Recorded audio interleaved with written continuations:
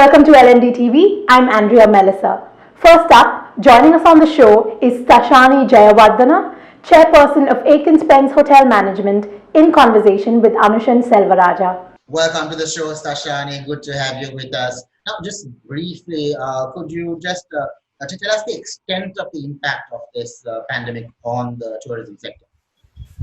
Thank you, Anushan, for having me on the show. So of all the economic sectors across the globe, tourism was one of the most hardest hit after a duration of a complete standstill due to the widespread travel restriction in many destinations and closure of airports and national borders. And some destinations are only opening up as of this week. These restrictions were introduced, as everyone knows, roughly 2 months ago, and are likely to be in place across most countries for several more months. So according to statistics released by United Nations World Tourism Organization, international tourism is down by 21% in the first quarter and could lead to an annual decline of between 60 to 80% when compared to figures of 2019. The global travel and tourism industry, estimated to be worth over $700 billion would be worth around $450 billion post-pandemic, translating into loss of well over 25 million jobs across the globe. On that note, Stasshani, what are your thoughts on the revival plan? So as an organization, we will continue to work closely with the government and relevant authorities to coordinate the easing and lifting of restrictions in a timely and responsible manner when it is deemed safe to do so. Just this week, the restaurants in hotels and banqueting have been given permission to open up from today, whilst adhering to strict guidelines that will be audited and certified by relevant governmental authorities. The entire industry must work together to reassure travelers, especially the domestic travelers, which will be the segment that will start moving the country forward within the tourism sector. Tourism is a key sector for growth in the country. It strengthens the local economy by sustaining livelihoods and developing markets for millions across the country. So it's exceptionally critical that we revive this sector, and it will save jobs, protect livelihoods, and enable the sector to resume its vital role in driving sustainable development for the people and the economy. A comprehensive set of operational guidelines will follow for all other stakeholders, such as the need for all visitors to submit proof of negative PCR report taken prior to departure, temperature checks at airport, and PCR rapid tests. Pre-approved vehicles and all staff from first consumer touchpoint onwards will need to have a PCR rapid test done and certified to commence working in the hospitality and tourism sector. So what has been your experience then in preparing to open up the sector again? So across 2 of our locations, namely in Oman and in India, specifically Chennai, both our hotels have been partially operating with limited capacity as they are city hotels, and the client segment we cater to is the business traveler.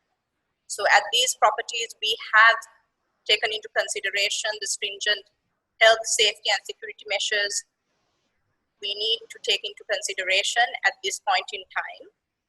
Properties in Sri Lanka and Maldives are predominantly the leisure operation and are currently not operating due to the prevailing restrictions, but operating with skeletal staff for the usual maintenance of the property.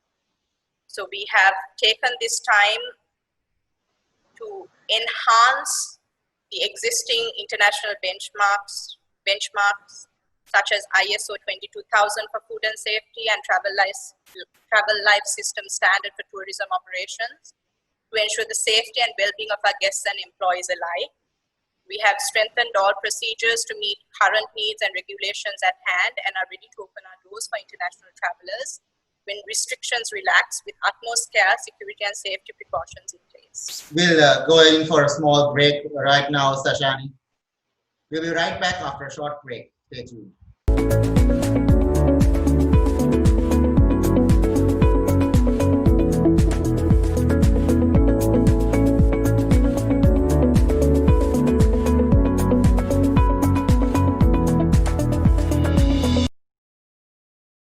Welcome back to the show. I'm Anushan Selvarajah. We'll continue our focus on the tourism sector's recovery post-COVID-19 pandemic with the chairperson of Aitken Spence Hotel Management, Stasshani Jayawardena. Stasshani, Forbes magazine is also reporting that there's going to be inordinate delays at airports, sometimes even before a person embarks on a plane. Now, with all these regulations, restrictions, or rules coming in, how is it going to impact our tourism numbers? Obviously, there will be delays as we foresee having health screenings and tracking data collected at the point of passport control at the airport. Tourists would need to provide extra information pertaining to their medical information, detailed itinerary, places of stay, a valid return air ticket, so on and so forth. As long as we increase the use of artificial intelligent imaging technologies, contactless check-in and check-out, touchless digital menu systems for restaurants and hotels, and equipping the labor force also with the skills in the industry, this can enhance the whole guest experience and travel experience to be seamless. Stasshani, there is the idea being put forward that Sri Lanka should only concentrate on the high-end spectrum of tourism in this recovery for the sector. But taking into account the global salary cuts, savings depletion, investment losses that people have faced, do you think this is realistic? Now, our local tourists also may not be able to afford the high-end prices that they're talking about. The tourism and hospitality sector is one industry with a very unique ability not only to provide direct and indirect employment, with many sectors relying heavily on the successful functioning right now or more survival of the industries, but it is also an industry that drives equality and inclusivity across all socio-economic strata of society. This is true from many perspectives. It is an industry where you see the most highly qualified sommelier and Michelin star chefs in hotels and restaurants, but also where some of the most vulnerable members of society, mostly falling into perhaps the informal sector, some may be even a daily wage earner, whether it can be a beach boy selling locally made goods to teaching surfacing to tourists along the beach, to the small vendors who set up shop near our tourist attractions, even selling family or acharu. So it is an industry that covers a vast spectrum of consumer segments and a vast spectrum of society of Sri Lankans. Some of the 10,000 numbers of tourists stranded in Sri Lanka were warmly looked after and made to feel home with our wide smiles, not merely only by established hotel brands, but homestay owners and guest houses and surrounding establishments. So for a destination like Sri Lanka, we need a good balance between all segments, not merely high-end. It is an opportunity for us to establish procedures and regulations to protect the high density of biodiversity and the sensitive and fragile ecosystems we have. Especially if I take Sigiri and Yala, where the natural ecosystems are stressed beyond their capacity to recover due to high demand of these sites. This is definitely overdue. As a country, we need to have a forward strategy, consistent government policies, and a proper policy direction to balance and include all different segments. Tourism development plans need to be mapped and regulated properly with a clear vision to balance use of resources and exposure to sensitive ecosystems. Within the current context in the global economy, and as some of the individuals you yourself have interviewed on this program has pointed out, Sri Lanka doesn't have the same level of capacity to recover from this crisis compared to some nations, and the government is already burdened with limited resources to go around.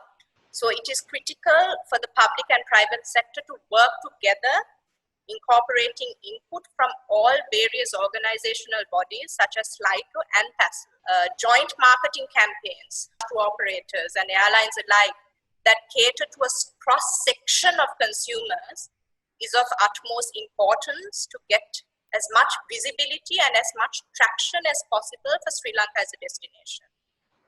This is the first time ever in the history of the world where each destination, having gone through the same lockdown pandemic situation, is slowly opening up.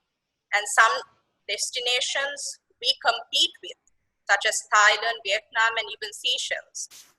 Every destination will be targeting the global consumer at the same time, though maybe perhaps slightly spread across a few months or so.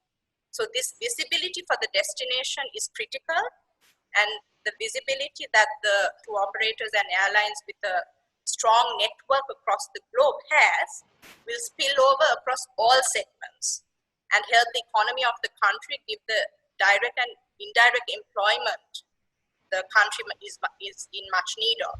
That's all the time we have right now, Stasshani. Thank you very much for joining us on it. Thank you, Anushan. After a short break, Andrea Melisa will be back with more news. Stay tuned.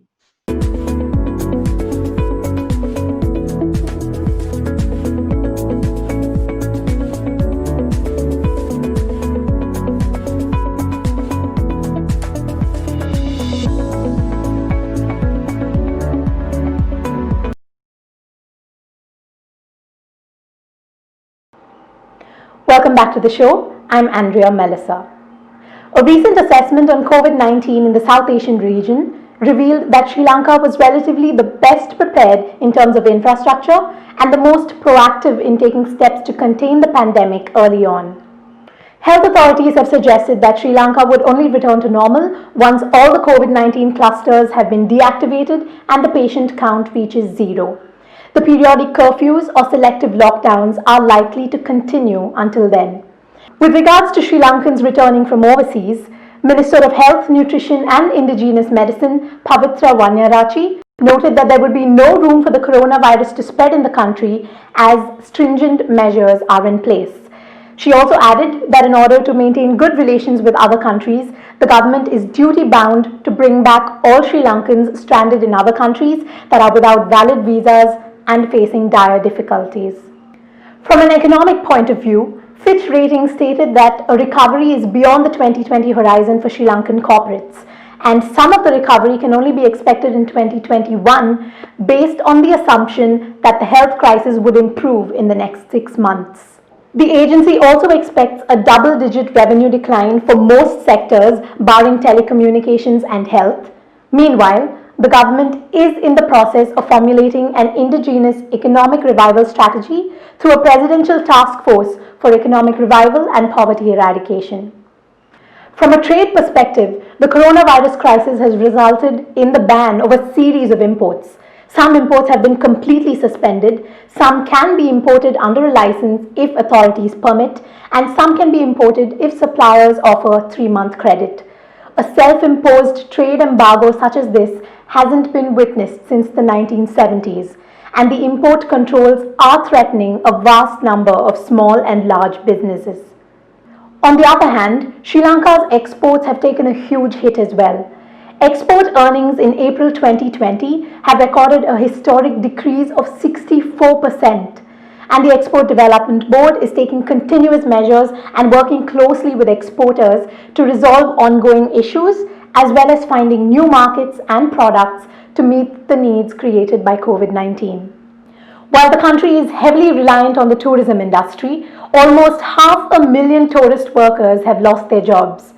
According to local data, tourist arrivals to Sri Lanka fell by 6.5% in January, 17.7% in February, and 70.8% in March before plummeting to zero in April. As of late May, the European Union decided to provide a grant of 3.5 million euros or 728 million rupees to boost Sri Lanka's tourism industry. However, the government has said that it is confident of every step being taken to boost the tourism industry and meet the desired targets despite the challenges posed by COVID-19. In other news, Sri Lanka's Disaster Management Centre has said it is preparing for any potential disasters ahead of the southwest monsoon and has assured that it would include social distancing response measures in relief efforts. A special dengue eradication program will also be implemented in 6 districts this week, according to the Ministry of Health, with cases expected to spike due to rainy conditions in the coming weeks. And with regards to the rapid spread of crop-eating locusts in several countries and the possible threat to Sri Lanka, the Ministry of Agriculture and several other government institutions are on high alert. That's all the news we have for you today. Don't forget to subscribe to our YouTube channel and follow us on Facebook for a regular dose of news and events. Take care and stay safe.